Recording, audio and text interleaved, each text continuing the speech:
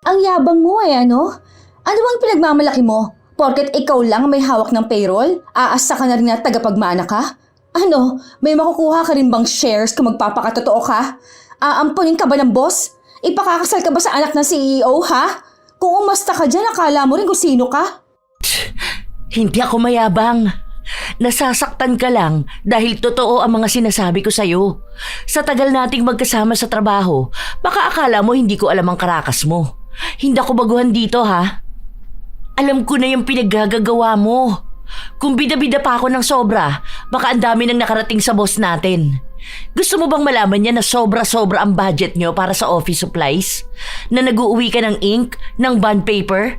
Akala mo ba yun lang ang alam ko? Kung makapagpa-reimburse kayo sa akin, parang pati resibo ng gasol nyo sa bahay gusto nyo pang ipasagot sa kumpanya. Sinong ninyo?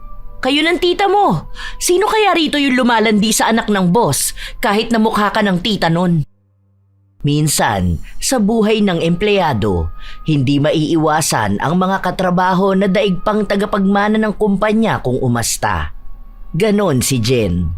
Dahil 10 taon na siya sa kanyang posisyon, naging mayabang siya at kung umasta ay daig pang siya ang nagpapasahod sa mga empleyado. Hanggang sa makilala niya ang isang taong puputol ng sungay niya. Magagawa pa nga kaya niyang matakasan ang ganti ng itim na kapangyarihan. Kunin ko yung isang OJT. Tambak ako ngayon ng trabaho Aasikasuhin ko pa ang payroll. Be, halika rito. Ano nga ulit ang pangalan mo? Dino po. Dito ka na lang muna sa akin, ha? Bitawan mo na yan. Ako na magsasabi kay Jen. Pero sabi niya po kailangan ko na itong matapos bago mag-break time. Hayaan mo siya. Akong bahala magsabi sa kanya. Kaya naman na niya yan mag-isa. Kakaunti nga lang yung trabaho niya Dito ka. Madali lang naman tong gagawin mo. Copy-paste lang naman to. Magpe-payroll pa kasi ako Ilang sandali lang matapos na makalipat ng pwesto si Dino. Dumating naman galing sa pantry si Jen. Isa si Jen sa pinakamatagal na empleyado sa kumpanya. Higit 10 taon na siya roon, habang ang ilan niya mga kasabayan ay matagal nang umalis. Sumunod na pinakamatagal ay si Bernadette, na halos 7 taon na sa kumpanya. Silang dalawa ang hindi magkasundo sa trabaho. Dahil bukod sa magkaiba sila ng ugali, magkaiba rin sila ng pananaw pagdating sa trabaho. Bakit iniwan tong pinapagawa ko? Di ba ang sabi ko tapusin na to bago pa mag-break time? Pinapunta po kasi ako rito ni Ma'am na isa, yung sa gumagawa po ng payroll. Si Bernadette? Hayaan mo siya dyan sa trabaho niya. Dito ko sa pinagagawa ko. Sa susunod, kung anong iuutos ko sa'yo, yun lang ang gagawin mo, ha? Kahit na palipatin ka ng department o may ipapagawa silang iba, huwag mo susundin. Ang inuutos ko lang ang susundin mo. Narinig ni Bernadette ang mga salita na yon. Sakto kasi nakalalabas niya lang din sa opisina ng kanyang amo. Anong sinasabi mo na huwag kaming susundin? OJT yan dito. Pwede siya kung saan siya ilalagay. Hindi mo yan pag-aari. Hindi yun pumasok dito para maging alalay mo lang. Ano ka, sinuswerte? Ha? Lahat ng OJT na pumapasok sa company natin, gusto mo maging loyal sa'yo? Aba, ayos ka. Boss ka ba nila? Ha? Ikaw, boss ka rin ba nila? Bakit kinuha mo kahit alam mo naman na may pinagagawa pa, ha? Kaya mo naman kasing gawin yan. Bakit kailangan mo pa ng tulong? Trabaho mo yan Iisa na nga lang ang ginagawa mo, hindi mo pa ba matatapos? Sa akin, tambak ako. Ang dami kong kailangan i-encode tapos inaasikaso ko pa ang payroll. Mamaya kapag late ako nakagawa, anong gagawin mo, ha? Ngangawa ka ng ngangawa na ang tagal ng sahod, di ba? Trabaho mo rin naman yan, di ba? May OJT man o wala, kaya mo dapat gawin yan. Ang simple na nga lang yan hindi mo pa rin matapos. Kung makapagsalita ka sa akin, ha?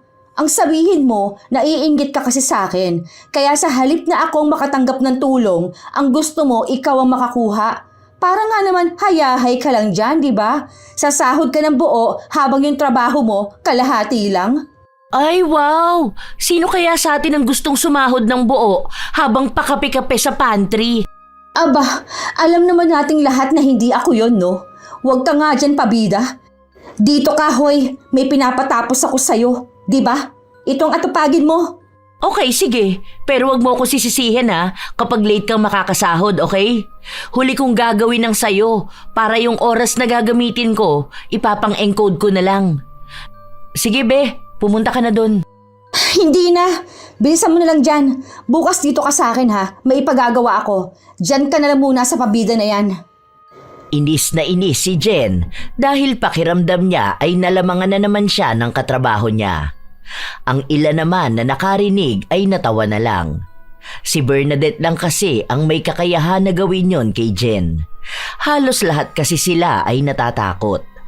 Kapag nainis pa naman sa kanila ang katrabaho nila na yon, tiyak ay pag-iinitan sila. Hanggang sa makaabot na sa pinakamataas at sa huli sila lang ang dehado. Dahil ang mas matagal pa rin sa kumpanya ang kakampihan. Habang abala si Bernadette sa ginagawa niya, nagtanong naman ang binata sa kanya. Ma'am, ganun po ba talaga yun? Palagi ba kayong nag-aaway niyan? Naku oo, gusto kasi niyan, ituturing namin siyang boss. Siguro yung iba nasisindak niya pero ako, naku, never mangyayari yun no. Pinalaki akong palaban. Gagalangin ang gumagalang, babastusin ang nambabastos. Kaya hindi yan makapalag kapag ako. Subukan niya magsumbong sa boss namin. Ipaglalaban ko talaga karapatan ko. Kahit magsabunutan pa kami after work, papatulan ko talaga yan. Hindi ko po akalain na may mga ganyan pala talaga sa trabaho. Akala ko parang joke lang yun na nababasa ko sa Facebook. Siguro sa kahit na anong trabaho naman, meron talagang feeling tagapagmana. First job ko rin to, kaya hindi pa ako nakakakilala ng ibang katulad ni Jen. Mayabang yan, kasi yung manager dito ang backer niyan. Ang sabi, yun daw ang nagpasok sa kanya noon. 20 years na dito yung manager na yun. Hindi ko alam kung tita niya ba yun o kaano-ano niya ba. Tapos 10 years na si Jen. Ako naman 7 years na. Hindi ko natanda. Pero nung bago rin ako, pinag-iinitan na ako niyan. Inuutusan ako bumili ng kape nila. Isang beses umalma ako. Hindi naman nakapalag. Matapang lang yan dahil may kumakampi sa kanya. Kaya ikaw, kapag magtatrabaho ka na, huwag kang papayag na may mga api rin sa'yo. Tandaan mo, pare-pareho lang kayong alipin ng salapi. Kung hindi mo siya boss, wala siyang karapatan na dagdagan ng trabaho mo. Kung ano ang trabaho na pinasok mo, yun lang ang gagawin mo. Uso pa naman yung mga mayayabang na katrabaho, lalo na kapag baguhan ka, tapos sila matagal na. Aba, naku, hindi pwede yung ganun. Sana maging kasing tapang nyo rin ako. Hindi ako sanay sumagot eh. Kung anong sasabihin sa akin, yun ang gagawin ko. Nabibilib nga po ako sa inyo kasi wala kayong takot. Wala talaga. Kung ako kakalabanin niya, kaya kong kontrolin na magiging sahod niya. Palagi pa naman niyang late pumasok, tapos minsan early out. Tapos talaga siya kapag ako ang nagsumbong sa boss. What if ganun na lang ang gawin mo para manahimik na siya? Saka na lang kapag inis na talaga ako sa kanya. Sa ngayon, hahayaan ko muna siya. Panakot ko rin kasi sa kanya ang computation ng sahod niya. Oh, break time na pala. Uy, sige na, kumain ka na dun. Kayo po. Tara po, sabay na tayo. Hindi na, mamaya na lang ako. Kailangan ko matapos tong payroll bago mag 3 p.m. Sige na, pumunta ka na sa pantry. Okay na ako rito. Sinunod ng binata ang sinabi sa kanya ni Bernadette. Kasabay ni Dino ang iba pang empleyado. Ang iba may kanya-kanyang buhay. Ang iba may katawagan habang kumakain. Ang iba naman pinag-uusapan ang kanilang trabaho at nagbibilang na kung magkano ang sasahuri nila. Habang si Dino naman ay nakatahimik lang sa isang gilid habang kumakain. Ilang saglit pa, pumasok sa loob si Jen. Hoy, boy, kunin mo nga yung food panda ko sa labas. Ngayon na po, ma'am. Malamang, ngayon ko pinapakuha, di ba? Alam nga namang mamaya pa. Ngayon nga ang break time. Ngayon ko kakainin yun. May isang nagsabi na kumakain para raw ang tao. Bakit kailangan niya pang utusan? Malapit lang naman ang gate. Pwede namang siya na lang ang kumuha. Kayo bang inuutusan ko, ha? Malamang, siya nga ang OJT dito, di ba? Ano bang kailangan niyang gawin? Di sumunod sa mga utos natin, di ba? Bilisan mo na. Kunin mo na muna yon, nagugutom na ako. Takpan mo na lang yung pagkain mo. Hindi tumanggi si Dino. Kahit na nasa kasarapan siya ng pagkain, inihinto niya yon para lumabas. Ilang lakad lang naman papunta sa gate, pero pagdating niya ron, wala naman ang rider. Ilang minuto pa siyang naghintay. Nagtanong din siya sa gwardya kung may dumaan na ba ron, pero ang sabi sa kanya ay wala pa. Bumalik siya sa loob ng opisina para sabihin yon kay Jen. Ang tagal ko na po dun sa labas, wala naman po. Hanapin mo! Ano ba naman yan? Huwag kang tatanga-tanga. Tingnan mo, baka sa iba nakapark, di ba? Akala ko pa naman dala mo na. Gutom na talaga ako, no? Anong oras na, oh? Matatapos na ang break time. Sige po, check ko na lang dun. Pagbalik ni Dino, wala talagang naghihintay. Naglakad na siya papunta sa gilid pero wala siyang makita. Hanggang sa dumating ang isang rider. Kay Jen po, sir. Ibang pangalan ang sinabi ng rider. Tiningnan niya rin ang iba pang order at wala namang kapangalan ni Jen. Bumalik na naman si Dino sa loob. Hapo siya sa paghinga dahil nagmamadali siya. Ilang minuto na lang kasi ay matatapos na ang kanilang break time at hindi pa rin siya tapos kumain.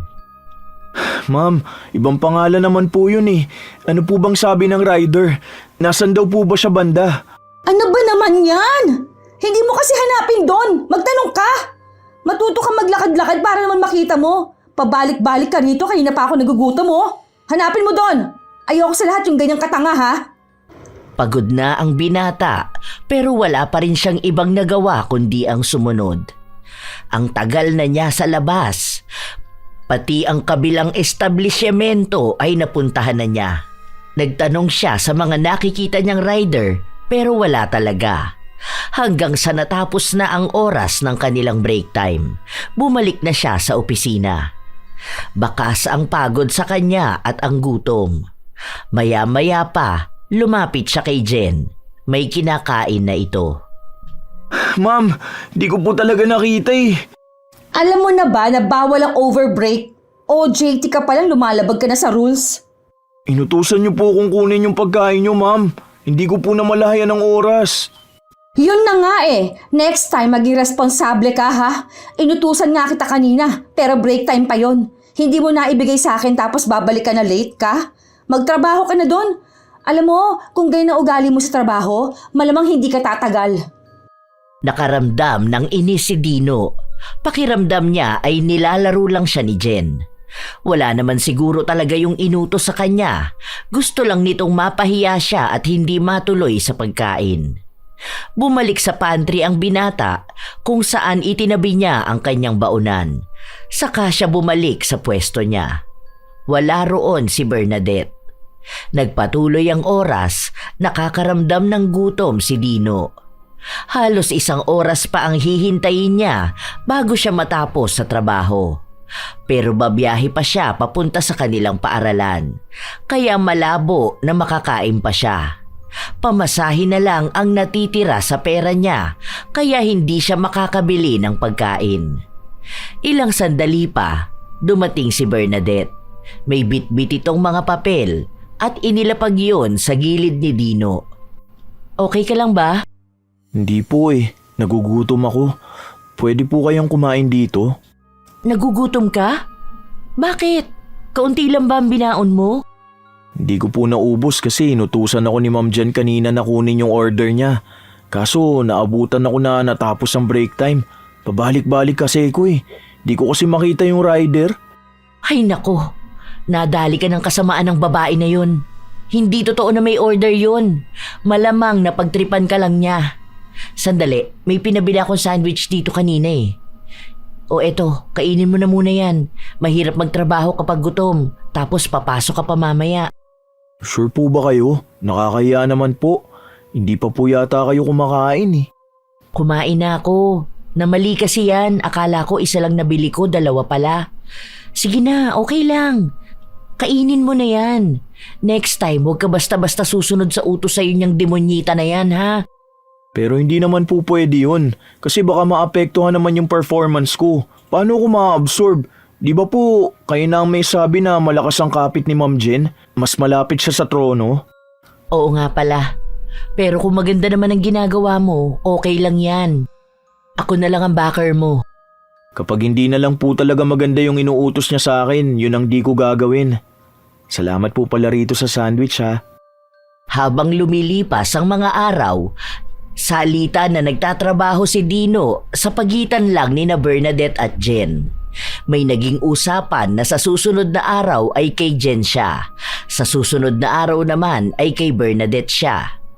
Sa totoo lang, kung papipiliin lang si Dino kung sino ba ang gusto niyang kasama, si Bernadette ang pipiliin niya. Dahil mas natuturuan siya ng maayos nito kaysa kay Jen na kung ano-ano lang ang utos sa kanya. Kasama na ang pagkuha ng order o kaya ang pagtitimpla ng kape. Madalas din na si Dino na ang sumasalo ng trabaho ni Jen. Halos ayaw siyang pauwiin kahit natapos na ang oras niya. Kaya kapag si Jen ang kasama niya, madalas na nahuhuli siyang dumating sa klase. Isang araw, akala nila ay hindi papasok si Jen, kaya tuwang-tuwa si Dino dahil mapupunta siya kay Bernadette. Ma'am, paano po pala kapag ganito? Hindi ko kasi makita yung kasama niya eh. Laktawan mo na lang. Check ko na lang yan, baka sa ibang files na halo. Minsan po ba ma'am, naisip niyo na sana mag-resign na si Ma'am Jen? Oo naman, lalo na nung bago pa lang ako. Tuwang-tuwa ako kapag absent siya Kasi ang payapa ng buhay ko rito. Ang tahimik ng office. Tingnan mo, walang madaldal. Walang bigla na lang kakanta tapos magagalit kapag pinagsabihan mo. Sana wag na siyang pumasok kasi pati ako na-stress sa kanya eh. Sana mag-apply na lang siya sa ibang company. Ay, yan ang malabo. Hindi niyan kaya sa ibang company dahil baka doon pa siya makahanap ng katapat niya. Mamaya may mas matapang pa sa kanya, di ba? Alam niya ang kalakaran. Kahit pa 10 years experience siya, hindi siya sasantuhin ng iba. Kasi, i-consider pa rin na baguhan siya. So, baka siyang maging utusan. Wala rin siyang kapit. Kaya ayaw niyang umalis dito. Dahil kahit absent siya tapos walang paalam, okay lang. Naku, madalas pa yang late. Pansin ko nga po na late siya eh. Buti hindi siya nagkakaroon ng memo, no? Hindi po ba siya nangihinayang sa bawas sa sahod niya? Sabi mo nga, di ba, malapit siya sa trono. Malamang mamamagic ang mga late niya. May ipagtatanggol yan ng backer niya. Pero kapag usapang sahod na, hindi naman ako papayag na hindi siya kakaltasan. Ano siya? Sinuswerte? Kahit gusto niyang ipaalis ang late niya, aba, hindi ako papayag, no? Habang nag-uusap ang dalawa, bigla namang dumating si Jen. Kalmado lang siya. Mabagal kumilos na para bang yun ang oras ng pasok niya. Half day ang ilalagay ko rito ha. Anong half day? Ang lupit mo ha? Bakit? Nasa rules natin yun, di ba? Halos 3 oras ka na kayang late. May ginawa ako. Utos naman yun ng manager. Anong ginawa mo? Kailangan ko yung ebidensya na utos nga yan at may kinalaman sa trabaho. Bigla ang training ba yan? Nasa ng certificate? Dahil kung sa personal nyo lang yan, hindi nasakop ng kumpanya. Susundin ko kung ano ang rules. Half day ka. Hindi ako half day. Bakit kailangan ko pang sabihin sa'yo kung anong ginawa ko, ha? May kinalaman yun sa trabaho. Hindi ko obligasyon na patunayan lahat ng bagay. Ayos ka pala. Papasok ka ng late tapos gusto mong hindi late ang ilalagay sa'yo? Ano ka ba rito? Baka akala mo anak ka ng boss para papasok ka kung kailan mo lang gusto. Ano naman sa'yo? Kung gusto mo, gumaya ka, di ba? Ikaw rin naman di ba? Late ka pumapasok tapos binabago mo na lang dyan? Malamang, hindi namin malalaman kung anong ginagawa mo dahil ikaw ang may hawak ng attendance. Malay ba namin kung naglalagay ka ng OT o kaya bayad ang day off mo? Huwag mo nga akong dinadamay dyan sa mga pinagagagawa mo. Kahit kanino mo itanong, maaga akong pumapasok. Kapag late ako, nagpapakatotoo ako. May makakita man o wala, inilalagay ko kung ano ang totoo. Ay, wow! Bayani ka pala ng kumpanya. Baka gusto mo rin magkaroon ng award sa December, ha? Patas lang ako sa lahat, hindi katulad mo.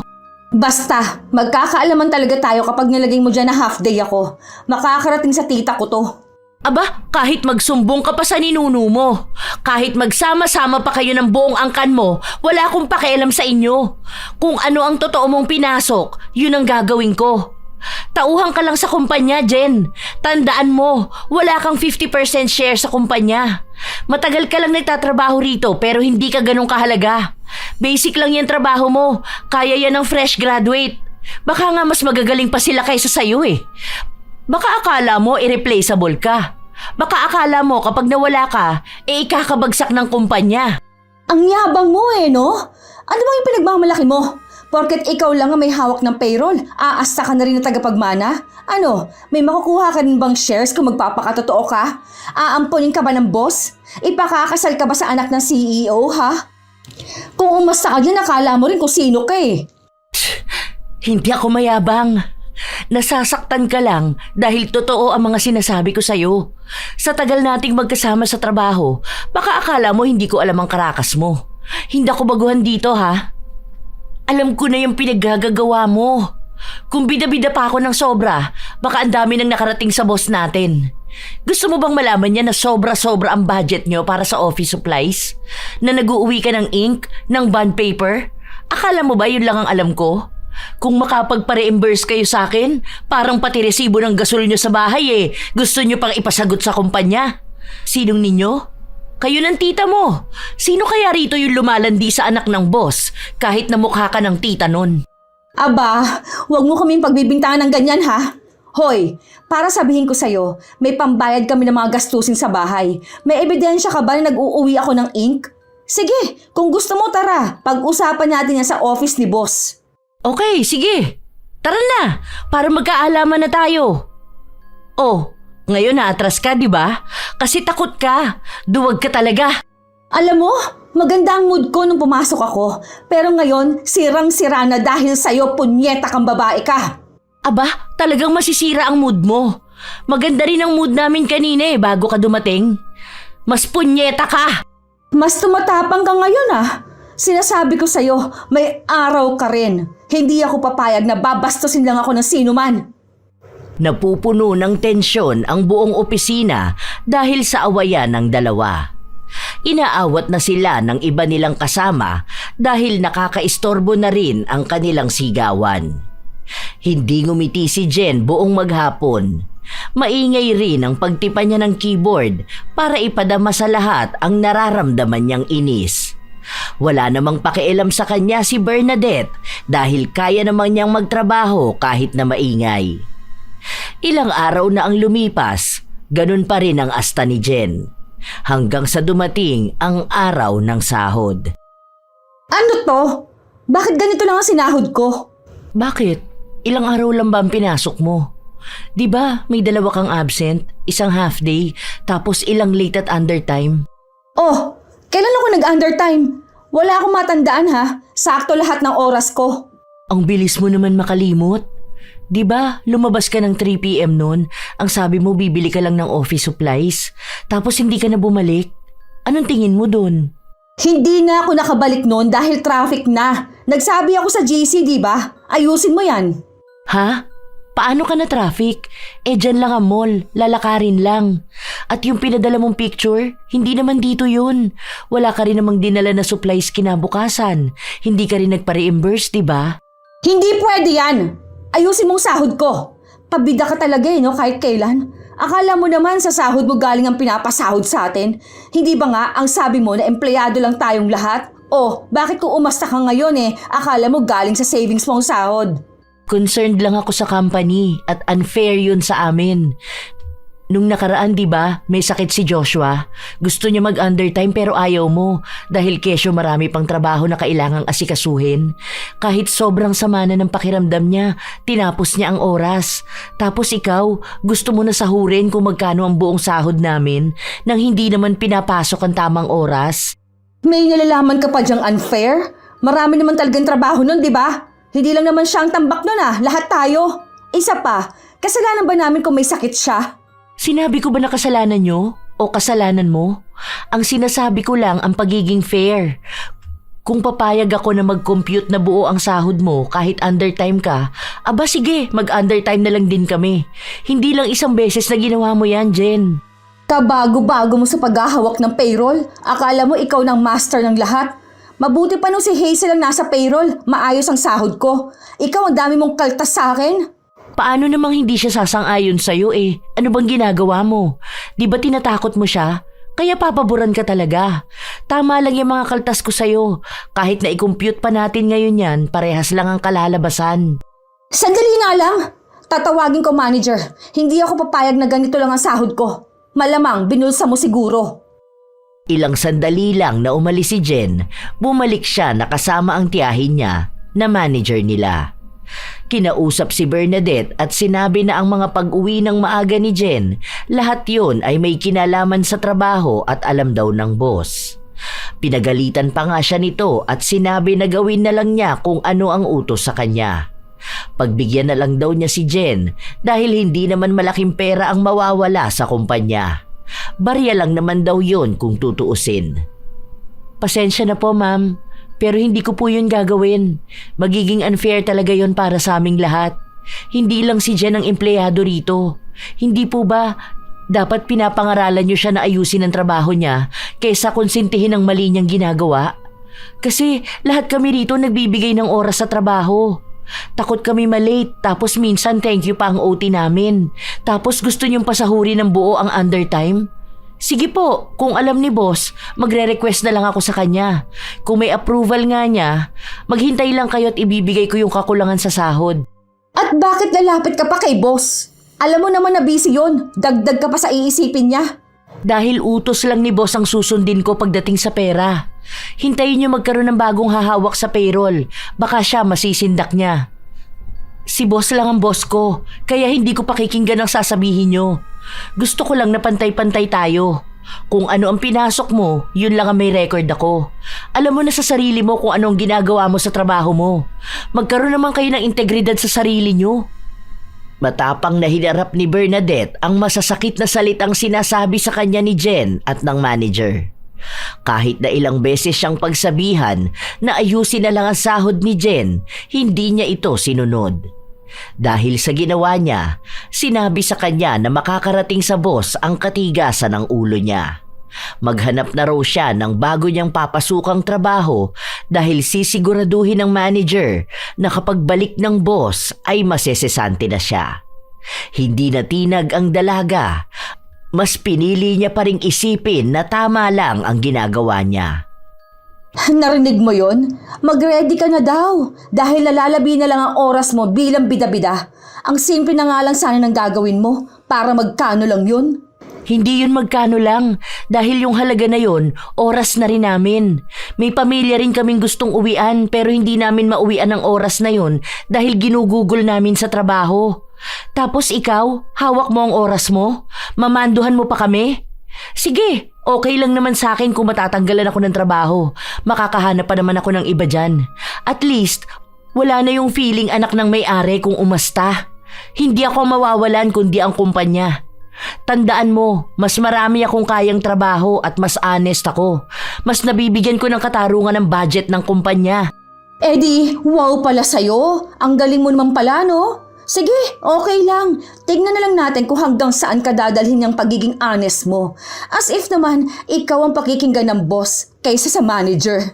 Okay, sige. Sabi mo eh. Nakakatakot ka pa naman. Umirap lang si Jen bago siya bumalik sa kinauupuan niya. Si Dino naman na nagkukunwaring abala sa ginagawa niya, lumapit kay Bernadette. Kanina pa niya nais na makausap ang dalaga. Pero dahil abala ito sa pakikipagtalo kay Jen at sa manager, nanahimik na lang siya. Bawal din naman siyang makialam kahit patumestigo siya na tama naman si Bernadette. Di ka po ba natatakot sa kanila, ma'am? Paano po kung ipatawag ka nga tapos bigla ka mawalan ng work? Di po ba sabi mo sa akin nagpapaaral ka pa ng kapatid mo? Hinamon ko sila kasi alam kong hindi nila gagawin yun. Kapag nalaman ng boss ang kalokohan ng dalawang yan, malamang aalisin na sila. Lalo na kapag may naipakita akong ebidensya.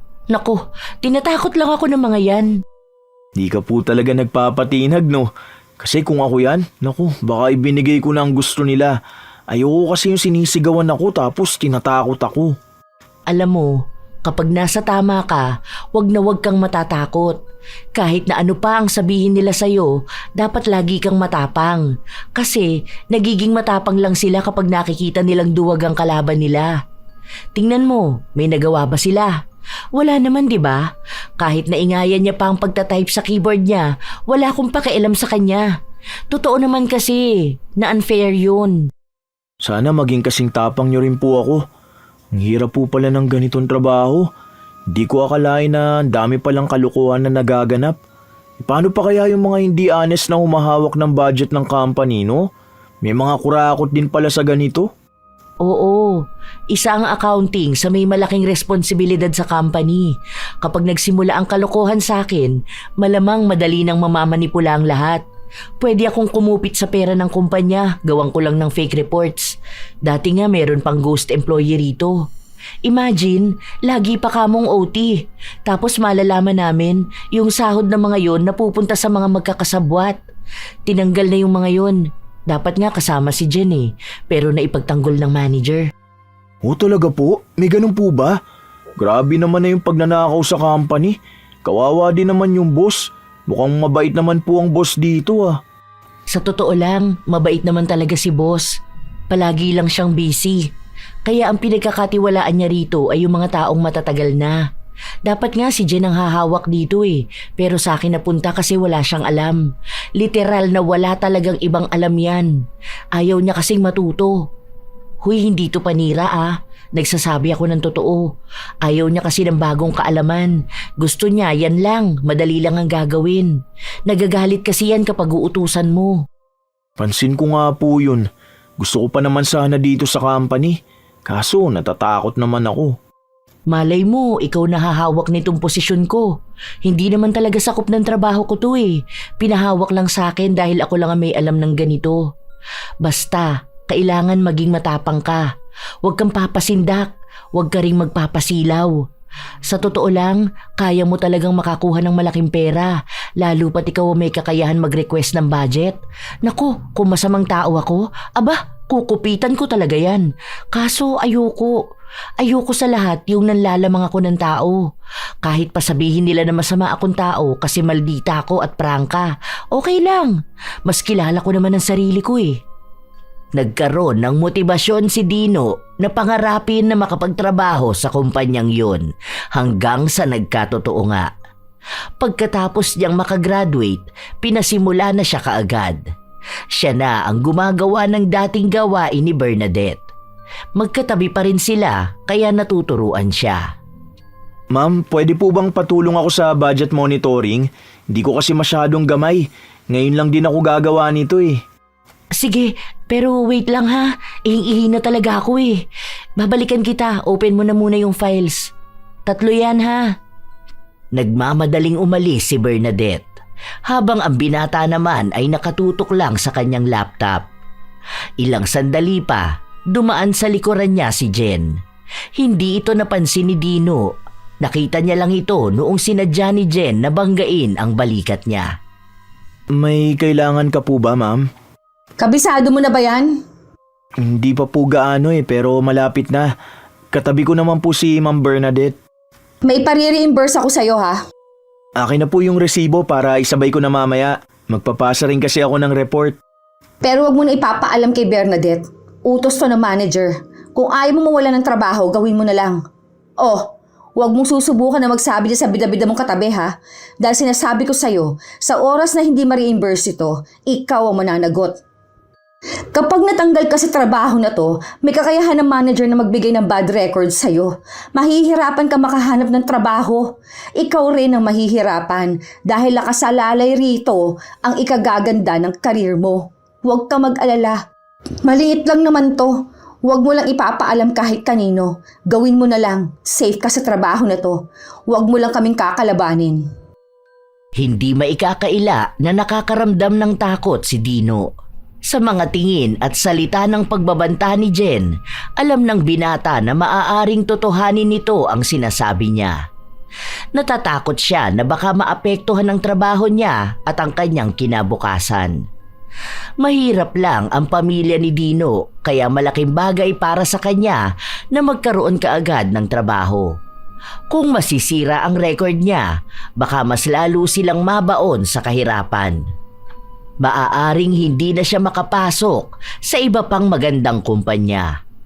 Gusto niyang maging matapang katulad ni Bernadette. Pero paano niya gagawin yun kung baguhan lang siya at wala siyang maipagmamalaki? Ginawa ni Dino ang utos sa kanya kahit nalabag sa kalooban niya. Ang buong akala niya, isang beses lang yon mangyayari, ngunit naulit lang ng naulit. Isang hapon, bago matapos ang kanilang trabaho, inabangan ni Jen ang binata na pumasok sa pantry para doon niya ito makausap ukol sa panibago niyang hiling. Ma'am, masyado na yung malaki. Huwag naman ganyan. Baka makwestiyon na ako niyan eh. Gawad mo ng paraan. Ano, ako pa bang dapat magturo sa'yo? Ilang beses natin nagawa yan ah. Dapat alam mo na kung paano lulusutan. Ikaw ang may hawak ng report. Ikaw lang ang may kakayahan na manipulahin yon. Hindi naman nahahalata ng kahit na sino, di ba? Ang dami mong nirereklamo. Ang dami nyo naman na pong nakuha, di ba? Pati nga sa attendance nyo, nababago ko na eh. Baka mahalata naman na ako ni Ma'am Bernadette. Hindi yan. Hanggat hindi mo sinasabi sa kanya ang ginagawa mo, hindi niya malalaman. Tingnan mo, 2 months na natin itong ginagawa ah. May napuna ba siya? Dahil kung may napuna yan, malamang sa malamang kukuda ng kukuda yan. Kaso tahimik siya, di ba? Ayoko na po, ma'am. Hindi ko na talaga kaya kapag ganyan. Nakukonsensya na ako eh. Ang dami ko na agad mali na nagawa. Ang unfair ko na ngayon. Kasi kayo kahit ang dami nyong kulang na oras, inaayos ko na ang attendance nyo. Tapos sobra na yung budget para sa office supplies kahit na wala naman kayong binibili. Kung ano-ano na lang ang nire-reimburse ko para lang maibalik yung pera na hindi naman ginastos para sa company. Natatakot ka? Sige, mag-resign ka na kung gusto mo. Sinisigurado ko sa'yo wala kang mapapasukang magandang trabaho. Kapag may bagong company na pag-a-applyan mo at tinawagan kami, sisiguraduhin ko sa'yo na masasama lang ang sasabihin namin para hindi ka kaagad makahanap ng trabaho. Ewan ko kung hindi mamuti ang mga mata ng pamilya mo sa kagutuman. Habang pinagbabantaan ni Jen ang binata, sakto naman na pumasok si Bernadette. Kukuha lang dapat siya ng tubig pero pansin niya na malalim ang pinag-uusapan ng dalawa. Anong nangyayari? Wala kang pakialam. May tinatanong lang ako sa kanya. Hindi ka naman kasali sa usapan. Bakit ka nagtatanong? Yun na nga eh. Hindi kasi ako kasali sa usapan kaya nga ako nagtatanong. Para kasing natatakot si Dino. Baka naman kasi tinatakot mo. Hindi lang basta tanong. Wala ka na dun. Pati ba naman buhay na ibang tao kailangan pang pakialaman? Ay, makalabas na nga. Sumunod na ring lumabas si Dino. Hindi siya mapakali. Kung ano-ano na ang mga gamit na natatabig niya. Dahil magkatabi lang sila ni Bernadette, napansin kaagad ang maling kinikilos niya. Kahit na hindi niya aminin, alam nito na may pinagagawa si Jen. Hindi ko alam kung anong inuutos niya pero wag mong gawin. Wala naman po. Naku, Dino. Kung may sinasabi silang hindi sila pinanganak kahapon, ako naman, hindi ako na-hire kahapon. Sa tagal namin magkasama ni Jen, alam ko na ang galawan yan. Kung paano siya tumingin kapag may kailangan siya. At alam ko ikaw ang target niya. Mag-iingat ka ha, dahil kapag pinagbigyan mo yan ng isang beses, hindi ka na niyan titigilan. Hindi ko naman mapipigilan kung anong gagawin mo eh, dahil ikaw pa rin ang magdedesisyon yan. Pero tandaan mo ha, once na pumayag ka sa gusto niya, hindi mo na maaalis na katulad ka na rin niya. O nila. Ang maliit na bagay na hihingi niya, lalaki yun hanggang sa wala ka ng pagpipilian kundi sumunod dahil hawak ka na niya sa leeg. Kaya kung kaya mo pang makawala, kumawala ka na. Hindi nagsalita ang binata. Tahimik lang siya habang bumabalik sa kanyang ginagawa. Lumipas ang ilan pang mga buwan hanggang sa sumapit ang Disyembre. Naglabas ng panibagong budget kasama na ang gagamitin nila sa disenyo sa opisina at Christmas party.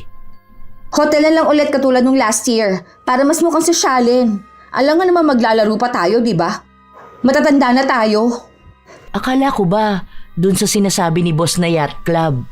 Di ba darating din yung mga anak ng boss? Kaya nga dapat sa hotel tayo. Ang cheap naman kung saang lugar lang tayo, di ba? Tapos ayoko na yung may palaro pa ha. Ang baduy nun, Tapos sa exchange gift, dapat may wishlist tayo. Kapag hindi nasunod ang wishlist, dapat magdagdag ng pera. Bayad na lang sa sama ng loob. Kailan pa nagkaroon ng ganyan? Wishlist lang naman yun. At isa pa, kahit naman last year nakuha naman natin ang mga gusto natin, di ba? Nakuha, ang bigay sa akin class A lang na bag. Tinapon ko nga yun eh. Hindi ko alam kung sino nagbigay. Nakakainis lang. Hanggang ngayon kapag naalala ko, sumasama talaga loob ko. Paano naman? Ipinasok lang yun sa budget. Siguro ikaw rin naman di ka bibili ng gamit na 5K ang halaga kung 1K lang ang budget sa gift. Ano ka, sinuswerte? Iayon sa budget ang halaga ng gamit. Hindi yung hihiling ka ng sobra. Tapos kapag hindi ka napagbigyan, ikaw pang sasama ang loob. Basta gusto ko kung anong nasa wishlist. Wishlist ko na lang. Sana hindi ka maka-attend. As if naman, di ba? Sa pagkain naman tayo. Gusto ko yung mukhang pang aesthetic ha. Wag na yung lumpia, ganun. Mukhang bang mahirap yun eh. Sa'yo ba galing ang budget? Ikaw lang ang may ayaw noon, idadamay mo pa kami. Sabi ni boss, bilhin kahit na ano, di ba? Hindi rin naman ikaw ang paglulutuin. Bakit pati kakainin namin gusto mo sundin ang gusto mo? Magdala ka na lang kaya ng sarili mong handa. Bakit ba wala kang ibang ginawa kundi ang kontrahin ng mga sinasabi ko? Ilang Christmas party nang hindi ibinibigay ang hiling ko ha? Siguro, kung ito na ang huli mong Christmas party, pwede ka namin sundin. Paano kasi, ang mga sinasabi mo naman kasi, hindi naaayon sa budget at sa gusto ng lahat. Yung mga gusto mo ang ayaw namin. Sus, bida-bida ka na naman dyan. Akala mo naman kasi sa sahod mo kukunin ng budget. Saka, nandyan naman si Dino. Carry na niya mag-request mas malaki pa. Oo nga pala, bukas bibili ako ng design para dito sa office ha. Baka sabihin mo na naman late akong papasok. Hindi na kumibo pa si Bernadette. Habang nagpapatuloy ang trabaho nila, may inabot na namang resibo si Jen sa binata. Hindi na nagtaka si Dino. Sinunod na lang niya ang pagbibigay ng pera. Nasanay na si Jen na pinagbibigyan siya, kaya sa tuwing tatanggi ang binata, inaaway niya ito. Sa totoo lang, nadadalian lang naman si Dino sa kanyang trabaho. Ang mahirap sa kanya ay kung paano nga ba niya pakikisamahan ang kanyang katrabaho. Dumating ang pagkakataon na gusto na niyang mag-resign pero iniisip niya ang kanyang pamilya. Nag-aaral pa ang mga kapatid niya. Gusto na rin niyang patigilin ang kanyang ina na magtrabaho dahil matanda na ito. Isang araw, hindi nakapasok sa trabaho si Bernadette at iyon ang sinamantala ni Jen para mas makalapit pa sa binata. Ma'am, kaka-request lang natin ng pera. Masyadong malaki na po ito. 100,000 na to. Hindi ko na ito malulusutan kung sakali. Baka dito na malaman ng boss na may katiwalian dito. Ayoko madamay. Anong ayaw mong madamay? Una palang damay ka na. Sige na, gawin mo na lang. Hayaan mo, kapag nakuha ko yan, bibigyan kita ng pera. Manager na rin naman ang may utos niyan. Gusto mo bang tawagin ko siya ngayon? Huwag na po, ayoko na. Nakukonsensya na ako. Ang hirap nitong pinapagawa mo. Ang sabi sa akin, 1,000,000 ang budget na binigay, di ba? Sa bonus yun ng mga empleyado, ma'am. Hindi ko pwedeng pakialaman ng pera na yun dahil nakapag-report na ako dun. Ano ba naman na gumawa ka ng paraan, di ba? Kailangan ko ng pera ngayon. Kung hindi mo magagawa ng paraan, sinasabi ko sa'yo, magpapasko ka ng walang trabaho. Hindi na naghintay pa ng sagot si Jen. Agad siyang umalis at pagbalik niya ay kasama na niya ang manager. Kinausap nito si Dino at sinabi na kung hindi niya mapagbibigyan ang hiling ni Jen, sisiguraduhin daw nito na mawawala na siya ng trabaho agad-agad. Ang dami ring pagbabanta na sinabi sa kanya. Pero pinilit ni Dino na lakasan ang kanyang loob, kaya tumanggi siya. Ilang araw pa ang lumipas, hindi na siya makatulog ng maayos. Palaging may bumabagabag sa kanya. Hanggang sa minsan siyang nagkasakit, 2 araw bago ang Christmas party nila. Hindi siya nakapasok. Hindi rin siya nakapagsabi dahil sa sobrang sama ng pakiramdam niya, hindi na siya makahawak ng cellphone. Kinabukasan, masama pa rin ang pakiramdam niya pero pinilit niyang pumasok. Nakasabay niya pa si Jen na maglakad papasok sa opisina. Oh, bakit pumasok ka pa? Tanggal ka na sa trabaho ah. May sakit ako kahapon, di lang ako nakapagsabi. Hanggang ngayon naman may sakit pa rin ako, pinilit ko lang talaga. May dala kang medical certificate? Hindi ako nakalabas kahapon dahil sobrang sama nga po ng pakiramdam ko. Makakakuha pa po ba ako kung makapag-inform lang na absent ako, hindi ko pa kaya? Hindi ka special sa company ha. Kabago-bago mo palang sumusuway ka na sa rules. Ewan ko kung hindi ka mabigyan ng warning or baka diretso termination ka na. Ikaw kasi kung sana sinusunod mo lang ang utos namin sa'yo, hindi ka sana mahihirapan mag-isip kung may trabaho ka pa pagpasok mo. 'Di ba? Ang tigas kasi ng ulo mo Ayoko naman bawasan ng bonus sa mga empleyado para lang may maibigay sa inyo, ma'am. Sana naman po yun ang intindihin nyo. Pare-pareho lang po tayong tao. Lahat po tayo may pangangailangan sa buhay. Aba, matapang ka na talaga, no? Sige, tingnan natin kung hanggang saan ka dadalhin yung tapang mo. Halos 1 oras pa lang nakaupo si Dino, may natanggap na siyang sulat mula sa manager. Natulala siya matapos yung makita. Ano yan? Tingin nga. Oh, bakit may suspension letter ka? 3 days? Simula bukas? Christmas party bukas ah. Sandali nga lang, bakit bigla silang magbibigay ng ganito? Kahapon ka lang naman absent, diba? Dahil may sakit ka? Hayaan mo na lang po, ma'am. Okay lang po. Hindi rin naman po ako sasama bukas. Kahit na hindi ka sumama bukas, hindi pwede yung ganito ah. Yung iba nga dyan biglaan din kung mag-absent. Ang dami pang late at undertime. Nabigyan ba ng ganito? Alangan namang may sakit na ang tao, pipilitin pa rin kumuha ng med-cert. Ma'am, hinaan mo po boses mo. Baka mapaaway na naman po kayo. Ay hindi! Wala akong pakialam kung mapaaway ako. Hindi pwede yung ganito. Kung mabibigyan ka ng suspension dahil sa 1 araw na absent, aba, dapat pati yung araw-araw din na late. Walang exemption dahil matagal at kakilala lang. Ano na naman bang ginagawa mo dyan? Alam ko akong pinaparinggan mo dyan. Ano na naman bang nagawa ko, ha? Marami kang nagawa. Ang dami mong kaso sa kumpanya, tapos hindi ka naman napaparusahan. Yung bago naman ang target nyo? Aba, hindi pwede yun. Bakit akong pinaparinggan mo, ha? Bakit hindi mo kausapin ng manager o ang HR? Ang ganda ng mood ko dahil excited na ako para bukas. Tapos sisirain mo na naman? Hindi ba masaya ang buhay mo? Isa pa, magkaiba kami ng ginagawa ng bago na yan. Hindi mo ba nakikita na bago pa lang yan pero may sungay na?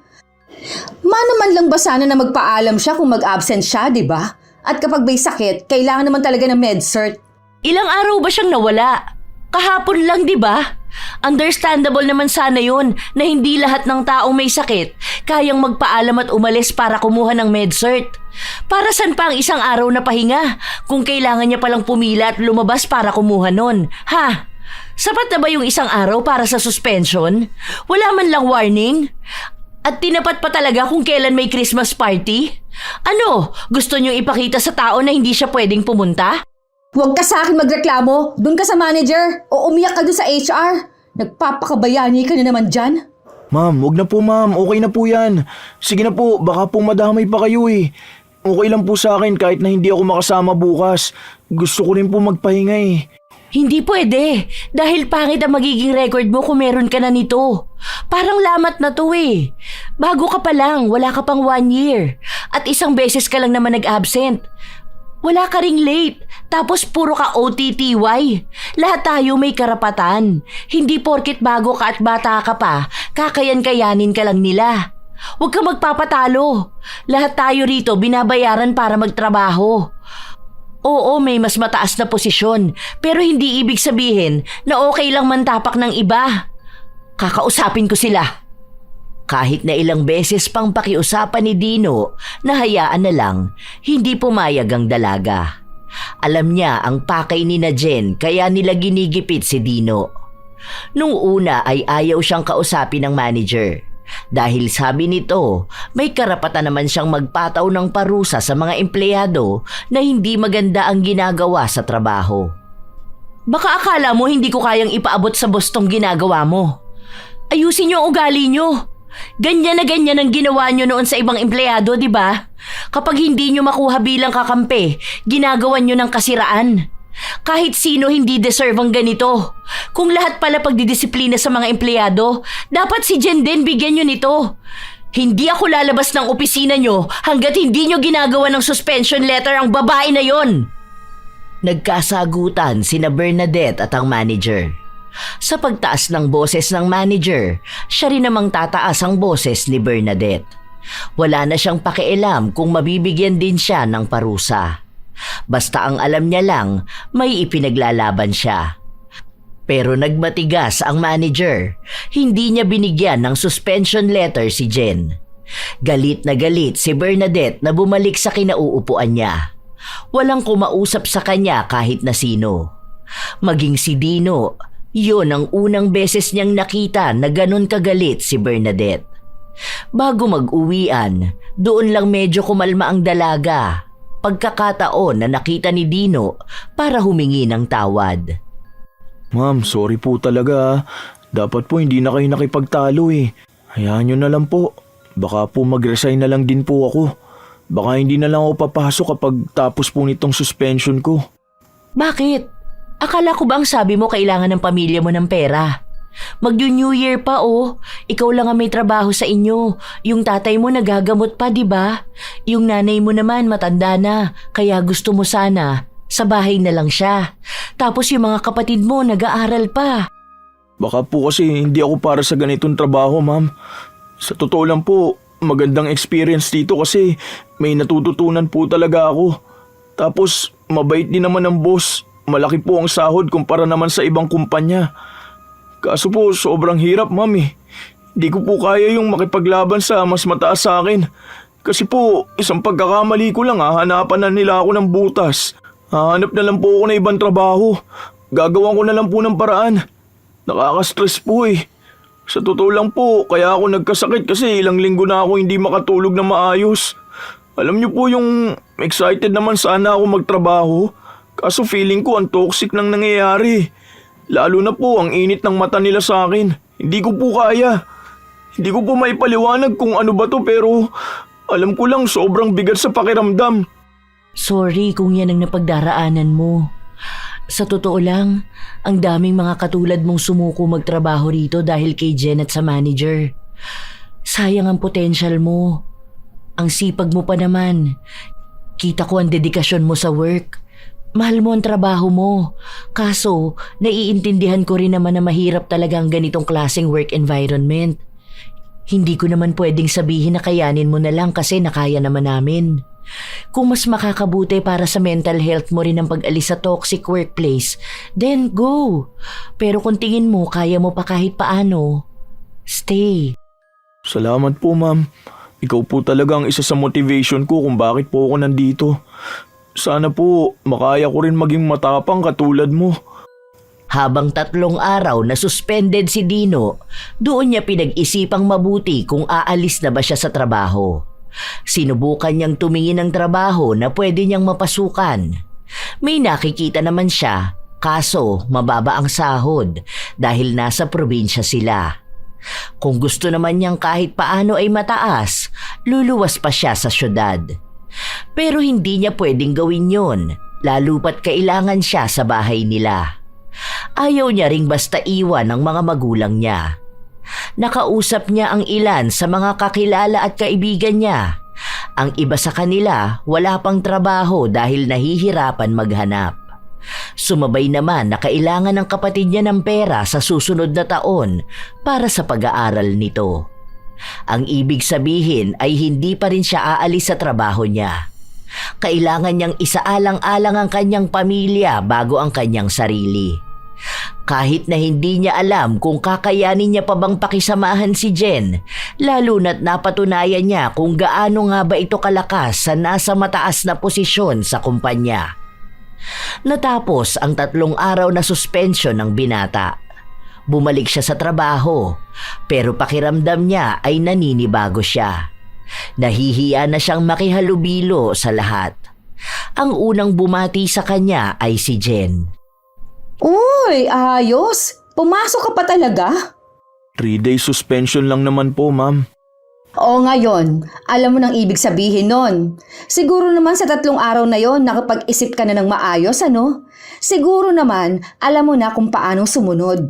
Warning pa lang yan. Dahil sa susunod, mawawalan ka na ng trabaho. Masisiraan ka pa ng career. Kung ako kasi sa'yo, sunod ka na lang eh. Hindi mo rin naman pera mawawala. Pera naman ng kumpanya yon. Kaya huwag ka na magpakabayani, ha? Hindi kumibo ang binata. Nagtungo na siya sa pwesto niya. Wala roon si Bernadette pero alam niyang pumasok ito dahil naroon ang bag nito. Ilang sandali pa, dumating na rin si Bernadette. Oh, buti naman pumasok ka. Sabi ko na eh. Ito may dala ko para sa'yo. Wait lang, saang drawer ko ba nilagay? Ayun. Oh, para sa'yo. Ano po to, ma'am? Nakuha ko yan nung Christmas party. Lahat tayo may ganyan, tagi-isa. Ingatan mo yan ha, pinaglaban ko pa yan kay Jen dahil gusto niyang kunin kasi wala ka naman daw. 'Di ba, pati gift ng boss, sugapang kumuha kahit hindi kanya. Ay, salamat po, mama. Naisip niyo pa ako. Sa'yo naman kasi talaga yan. O sige na, work na tayo. Marami pang kailangan isubmit na report bago magpasko para masaya ang Pasko natin. Hanggang sa nagpalit na ng taon, naroon pa rin si Dino. Nagpapatuloy siya sa kanyang trabaho. Pinipilit at ginigipit pa rin siya ni Jen at ng manager. Sinasabi sa kanya na mag-iingat siya dahil isang pagkakamali lang na magagawa niya, tiyak na mawawalan siya ng trabaho. Natatakot si Dino pero pinipilit niyang magpakatatag hanggang sa hindi na talaga niya kinaya. May mga pangungutya na rin kasi siyang nakukuha mula kay Jen. Hirap na siyang pumasok sa araw-araw dahil bukod sa kahirapan ng buhay na nilalabanan niya, sumasabay pa ang problema niya kina Jen. Ayaw niyang umalis sa trabaho kaya isa na lang ang naisip niyang paraan. Lumapit siya sa kakilala niyang mangkukulam para pagawaan ng ritual ang manager at si Jen. Pero sinabi sa kanya na iisa lang muna ang pwede. Kaya ang inuna niya ay si Jen dahil ito ang madalas na manggulo sa kanya. Isang araw lang ang lumipas pagkatapos niyang magparitual, umepekto na kaagad ito. 3 araw hindi pumasok si Jen at ang paalam sa kanila ay natapilok ito at namamaga ang paa. Ang peaceful ng office talaga kapag wala si Ma'am Jen. Papasok pa kaya yun? Ewan ko sa babae na yun. Sana wag na.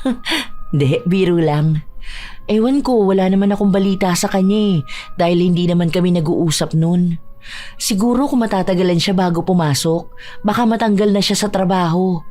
3 days na siyang wala yung trabaho niya natatambak na. Kaso, papayag naman ba yung manager na hindi na yun makakapasok? Yun na nga. Siguro, kukuha sila na pwedeng pumalit. Kinausap ako ng manager kanina. Gusto niyang wag kong ilagay na absent si Ma'am Jen. Gagawa niya po yata ng report na naka-work from home. Huwag mong susundin. Ang kapal ng mukha nila. Work from home. Pero si Jessie ang gumagawa ng report niya. Huwag ganun. Anong wino-work from home niya? Tatanga-tanga ba naman kasi siya maglakad Ang hilig kasi magtakong. Ayun, nakarma na yata kaya natapilok. Hayaan mo sila. Unfair yun sa atin. Ikaw nga 1 araw lang may sakit pagpasok mo, suspension pa ang binigay sa'yo. Siya 3 days na gusto pang sumahod. Ang laki ng ambag niya sa kumpanya. Nang dumating ang araw ng sahod, nagalit si Jen matapos niyang makita na hindi bayad ang 3 araw niyang hindi ipinasok sa trabaho. Nagreklamo siya sa manager at ipinatawag si Dino. Pero iisa lang ang sagot ni Dino, hindi pwedeng sumahod ang hindi naman nagtatrabaho. Tumatapang ka na ngayon? May ipagmamalaki ka na ba ha? Tandaan mo, isang pagkakamali mo lang, pwede ka nang matanggal sa trabaho mo. Kaya kung gusto mo pang magstay, makinig ka sa inuutos sa'yo. Hindi naman ako mawawalan ng trabaho as long as ginagawa ko na maayos ang utos sa akin ni boss. Hindi kayo ang boss. Alam mo, bagay sa'yo na namamagayang pa mo Nabubulok na yan katulad ng ugali mo. Nahawa ka na sa Bernadette na yon. Parehas kayong bastos. Sabi po sa akin ni Ma'am Bernadette, dapat ginagalang ang taong gumagalang, hindi nababase sa edad, estado o posisyon. Dahil ang taong gustong galangin, dapat marunong gumalang. Sige po, break time na kasi. Kakain na ako. Sa paglipas pa ng ilan pang mga linggo, lumala ang nangyari sa paa ni Jen. Nagkaroon yun ng bukol at lumaki. Dahil nahihirapan siyang maglakad, kinailangan pa niyang gumamit ng wheelchair. Naging malaki ang epekto noon sa kanyang trabaho at pang-araw-araw na buhay. Kinakausap na rin siya ng mga nakatataas at sinabi sa kanya na kung hindi na talaga niya kaya ay pwede naman na siyang umalis sa trabaho. Pero nagmamatigas siya. Ayaw niyang bumitaw sa kanyang posisyon. Isang araw, break time, habang ang lahat ay nasa pantry, biglang inutusan ni Jen si Dino na kunin ang order niya sa labas. Dahil kasi simula lang kumain ng binata, tumanggi siya. At talagang matigas na ang ulo mo? Kunin mo yon. Ma'am, siguro naman po nakakabastos po kung papalabasin niyo ako ng kumakain pa ako. Anong gusto mo? Magutom ako? Ma'am, hindi niyo po ako personal assistant. Hindi po ako utusan ha. Kung maayos po sana kayo nakikisuyo sa akin, baka po mapag-isipan ko pa na kunin. Pero kung makapag-utos kayo sa akin, daig niyo pa nanay ko eh. Hindi niyo po ako alipin ha, ipapaalala ko lang sana. Wala akong pakialam. Bilisan mo na, nagugutom na ako. Kanina ko pa gustong kumain eh. Buwisit to. Ang dami mo pang sinasabi dyan. Sino ka ba sa inaakala mo ha? Nagmamatigas at nagmamayabang ka dyan sa akin? Baka akala mo kasing tagal na kita rito. Tama naman siya, Jen. Hindi mo naman siya utusan para ganyan ka magsalita. Mano man lang sana na makiusap ka, di ba? Ikaw ang may kailangan sa kanya. Isipin mo, may nangyayari na nga sa'yo, ganyan pa rin kasama ang ugali mo. Huwag kang sumabat kung hindi naman ikaw ang kinakausap ko ha. Ma'am, ikaw na lang po ang kumuha. Kumakain ako. Or kung mapapaghintay niyo po yung rider, kukunin ko mamaya kapag natapos ako. Galit na galit si Jen. Pinagmumura niya rin si Dino na ayaw makinig sa kanya. Simula nung magkasakit si Jen, naging mainitin palalo ang kanyang ulo. Kung sino-sino na lang ang inaaway niya. May nakasagutan pa siya at sinabi sa kanya na kung hindi siya mananahimik ay sisipain nito ang kanyang paa. Lumala pa ang nangyari kay Jen. Naapektuhan na rin ang kanyang kalusugan. Madalas na siyang hindi nakakapasok sa trabaho dahil nilalagnat siya o kaya ay umaatake ng sobrang kirot ang kanyang paa. Hanggang sa isang araw, may bagong empleyado na dumating. Ayun, sakto may bagong empleyado. Lagyan mo nga to ng tubig. Kuha ka sa pantry. Huwag yung malamig ha. Hindi siya na-hire para maging personal assistant mo. Oh, inggit ka na naman. Sa sobrang pagpapahalaga sa akin ni boss, nag-hire siya ng tao na mag-aalaga sa akin dito sa opisina. Alam ko naman na noon pa man malaki na ang inggit na nararamdaman mo sa akin. 'Di ba? Siya yung papalit sa'yo. I-endorse mo na lang sa kanya ang work mo. At sino nagsabi? Hindi ako aalisin dito. Si Sir Rick ang nagsabi sa akin kanina. Kahapon pa dapat yan darating kaso hindi siya nakapasok kasi may inasikaso raw siya. Hindi ka man lang ba sinabihan ng tita mo? Hindi ako papayag. Ang galing naman nila kung aalisin nila ako rito. Matagal na nila akong empleyado. Buti sana kung siyang magiging utusan ko rito. Pero yung papalitan niya ako, hindi ako papayag Halatang baguhan lang to. Anong alam niya sa trabaho ko? Mas marami naman akong naiambag sa 10 taon ko rito, ano? Ay, hindi pwede tong ganito. Ano ka, CEO, para magkaroon ng assistant? Bakit pa sila magbabayad ng bagong tao para tulungan ka kung pwede ka namang palitan? Hindi matanggap ni Jen ang mga naririnig niya. Inaway niya rin ang bagong empleyado at pinagsabihan ito na huwag pakialaman ang trabaho niya. Hindi tuloy mawari ng bago kung ano ang gagawin niya, kaya pinatawag na lang ni Bernadette ang manager para ito na ang magsabi kay Jen. Noong una, dinadaan pa sa masinsinang usapan si Jen. Pero nung galit na siya at isinumbat na niya lahat sa kanyang tiyahin, nagtalo sila. Hanggang sa sinabi nito na hindi na siya kayang ipaglaban pa. Malulugi raw ang kumpanya at ang dami ng nakarating na reklamo sa may-ari. Lalo pa kapag hindi nakakapasok si Jen at ibang empleyado ang gumagawa ng trabaho niya. Halos magwala si Jen sa loob ng opisina, ngunit wala pa rin siyang nagawa. Nagdesisyon na ang nasa itaas kaya hindi na yon kaya pang pigilan ng kanyang tiyahin.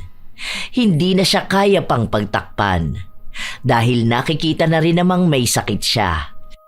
Babalik ako sa kumpanya na to. Sinasabi ko sa inyong lahat.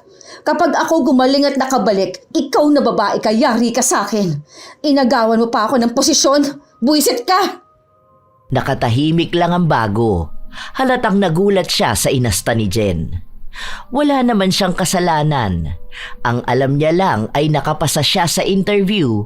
Matapos nun ay sinabihan na siya na magsisimula na siya sa trabaho. Kinabukasan, nagpumilit pa rin si Jen na pumasok sa opisina. Pero hindi siya pinapasok ng gwardya. Wala na ang kanyang ID at opisyal na siyang tanggal sa trabaho. Sinabi sa kanya na kahit na maghapon pa siya sa opisina, hindi na siya pasasahurin pa. Hay, ano kaya nangyayari dyan kay Jen, ano? Minsan naaawa na ako sa kanya, kaso naman mas lalo siyang naging toxic. Pansin mo ba? Tingnan mo ang yabang niya. Ang hilig pang magwala dyan sa labas. Hindi man lang ba siya naaawa sa sarili niya? Tingnan mo, ang laki ng paa niya. Kung simpleng tapilok lang yan, dapat gagaling pa siya, no? Baka may sakit siya, di kaya? Baka karma na rin yan, ma'am.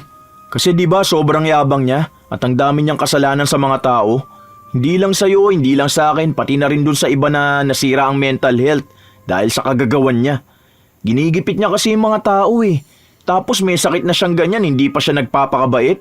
Hindi nagbago ang ugali niya, di ba?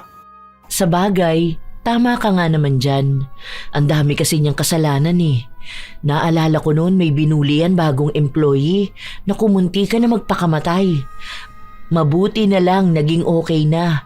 Sobrang lala niyan talaga kahit noon pa. Mas lumala lang ngayon. Hindi niya matanggap na ganun lang din siya kayang palitan. Akala niya kasi panghabang buhay na siya sa kanyang trabaho. Hindi niya alam, lahat naman tayo kayang palitan. Lalo na ngayon, ang daming mga mas bata pa na may potensyal na mas maging magaling. Ang tatalino pa naman ng mga kabataan ngayon, ang bilis turuan. Kahit halos 1 buwan na ang nakalipas simula nung nawalan ng trabaho si Jen, pabalik-balik siya sa kumpanya. Hindi para makiusap na magtrabaho, kundi ang mag-isa siyang magprotesta sa labas ng kumpanya. Palagi siyang nanggugulo. Minsan pa, may isang empleyado siyang binato. Kaya ang ginawa sa kanya ay pinadakip siya sa mga pulis. Yun na lang ang huling beses na nakita nila si Jen. Wala na rin ibang naging balita si Bernadette. Ang manager na kamag-anak ni Jen natanggal din sa trabaho matapos na malaman ang pinaggagawa niyang pamemeke sa trabaho niya at ang pakikipagrelasyon niya sa isang empleyado kahit na pareha silang may asawa. Inireklamo kasi ang manager ng asawa ng kabit niya. Dahil ayaw madamay ng kumpanya sa iskandalo, inalis siya sa trabaho. Sa paglipas ng ilan pang mga taon, sumapit na ang 10 taong anibersaryo ng pagtatrabaho ni Bernadette sa kanilang kumpanya. At dahil doon, tumaas na rin ang ranggo niya. Wow, nice one, madam! Congrats! Ikuha mo ako ng kape. Kunin mo ang order ko sa gate, nandun na ang Food Panda. Ano? Bakit ito lang ang sahod ko? Dapat bayad kahit 7 days ako absent. Naalala ko na naman yun. Hindi bagay sa'yo, Ma'am Bernadette. Kasi ikaw walatang mabait ka kahit na prangka ka magsalita. Nasa na kaya si Jen, ano? Hindi kasi kami friends nun sa Facebook eh. Nakablock kasi ako dun. Yung tita naman niya, naka-deactivate naman yata. Oh, chismosa ka, mama. Hindi, bigla ko lang naisip. Gumaling na kaya yun? Di ko rin po alam, pero narinig ko sila nag-uusap eh. Parang nakakulong yata yun si Ma'am Jen. Bukod pa dun sa nambato siya dito noon parang may iba pa siyang kaso. Estafa yata or parang scam sa investment, ganun. Di ko alam eh. Narinig ko lang kasi sabi nila buti na lang daw hindi sila napilit na mag-invest. Kundi iyak daw talaga sila. Hayaan mo na yun, ma'am. Ang mahalaga naman maayos na tong office, di ba? Wala nang anak ng boss. Kasi ako masaya ako sa ganito. Tignan mo, nakatagal din ako sa trabaho. Kaya wag na nating isipin yung mga nangyari dati. Kung may pinagdaraanan man sila ngayon, bunga na lang din yun ng pagkakamali at kasamaan ng ugali nila. Kahit na walang alam si Dino sa nangyayari kay Jen, alam niya na hanggang sa kasalukuyan nitong buhay, pinagdurusahan pa rin niya ang kulam na bigay sa kanya. Maaaring mas lalo pang lumala ang pamamaga sa kanyang paa. Dahil base sa mangkukulam, hindi naman yon nagamot. Dahil taon na rin ang inabot, maaaring hindi na rin yon maaagapan pa. Malamang ay araw-araw iniinda ni Jen ang sakit na yon. May panahon lang talaga na nakukonsensya ang binata sa kanyang ginawa, pero madalas ay naaalala niya na para bang siya na lang ang nagbigay ng hustisya sa mga taong inapi at siniraan ng pangarap ni Jen. Dahil alam niyang muntik na rin siyang maging biktima. Kung hindi siya lumaban, malamang ay magpapatuloy pa rin ang kasamaan nito. Sa pagkakataon na minsan, hindi naman nais ng isang tao na gumanti, ngunit wala na silang ibang pagpipilian kundi ang lumapit sa itim na kapangyarihan. Meron kasi talagang mga tao na katulad ni Jen. Klase ng tao na umaastang magaling sa lahat. Ginagawang basehan ang tagal sa trabaho at ang kapit sa mataas para lang makapanlamang at makatapak ng ibang tao. Walang pakialam kung makakasira din ba sila ng pangarap ng iba dahil ang mahalaga palagi ay ang kanilang pansariling interes. Tandaan palagi na sa trabaho, mas maganda pa ring maging makatarungan sa lahat. Huwag maging dahilan para mawala ng gana ang iba. Huwag maging lason sa kapwa na siyang unti-unting sisira ng kanilang pangarap. Dahil bawat tao na may trabaho, may pinaghuhugutan.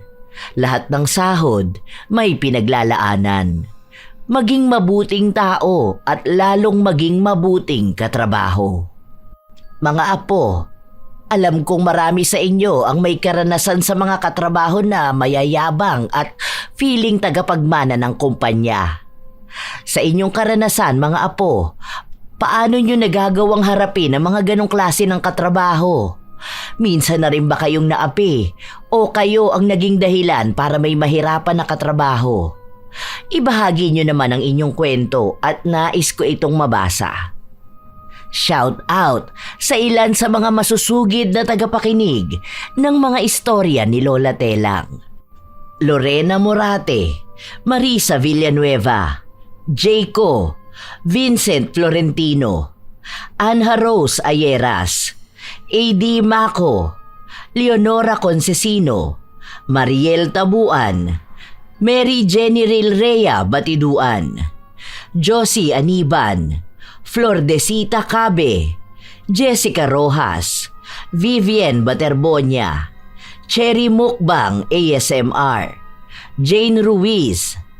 Shout out din sa inyo, May Pinon, Joy Pabulayan, Elizabeth Hardenil at sa kanyang asawa na si Kitab Umar ng Toyo Company, Japan, Sheren Solero Masagka, Darlene Tahatoy, Nashti 28, Malia Torres, Corazon Kakalda, Chambu Diday, Hayashi J. Megan, Ami Pakana, Jerilyn Byron, Petronila Balyelos, Jenny V. Suko, Abigail.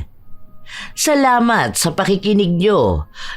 Lord Queen OFW Vlog, Maribeth Solero, Asodisen Serila, Regina Navarro, Mira, Milrose Demate, Irene Benavides, Bernadette Liantejero, Florence Hervacio, Lilani Barcenilla, Aldrin Daily Vlogs, Cliven Dubalan, Francesca Liana, Karen Laderas. Hello sa inyo mga apo, Grace Sementera, Malu Hapin, Chat Advincula, Will Maleses, Jules Velasco, Feber Añada, Fiela Muhammad, Jerlyn Arbado, Jovin Barasona at sa mga mananahi ng Igting Organization. Jovelyn Panisan, Ria Mojado, Juwailas Arts and Crafts, Jocelyn Kai, Marco Nanes at kina Ate Auring, Minda, Ne, Faye, Aiza, Kuya Dennis at Poging J ng Amira Boxes Handicrafts. Happy birthday din sa anak ng kanilang boss na si Ryle Kadsawan. Celestina Sigwa. Shout out din kina Loida Del Mundo, Annalisa Puaso, Gracia Balitaan, Glory Lee Olivo, Albert Valderrama, Elizabeth Dunca, Razon Yao, Angel Canceller, Kim Bara, Jaja Barakiel, Roxanne Gaudicos, Andrea Smith, Conchita Salazar, Lynn Caones, Jessica Marie Ramos, Rubelin Eneria, Jason Castillo at sa Castillo family ng Nueva Ecija, Mirna Alfaro. Shout out sa mga apo kong sina Sydney Crosswind, Supladang Pasaway, Lovely Rose Roa at Princess Rain Roa Alawami, Kimpoy Feliciano, Hazel Fiesta, Marie the Lightworker, Gia Gigi, Francisco Neng, Jeremy Saranillo Francisco, Matt Sarol, Mel Santarita, Esteli Reyes at sa Reyes family ng Marikina City, AJ Chua, Vicky Yabut, Roy Lacandalo, Josefina Fuelias, Cherry May Libiran, Mike James Tapak, Leonisa Cobo, Jenny Suzuki, Raquel Hasegawa, Maria Lee Nakagawa, Lynn Hasegawa, Elise Padilla, Lydia Lopez, Gemstone Claro, Lance MBB, Rosalina Bugayong, Ami Yong, Ami Bag, Angelina Ignacio, sa buong Team Manok ng Amsik Angeles City, Pampanga, kay Ray Galedo at sa Galedo family ng Kabuyaw, Laguna. At advanced happy birthday kay Lurian Vitalicio sa September 18. Ito ang inyong Lola Telang at maraming salamat sa lagi niyong pakikinig mga apo.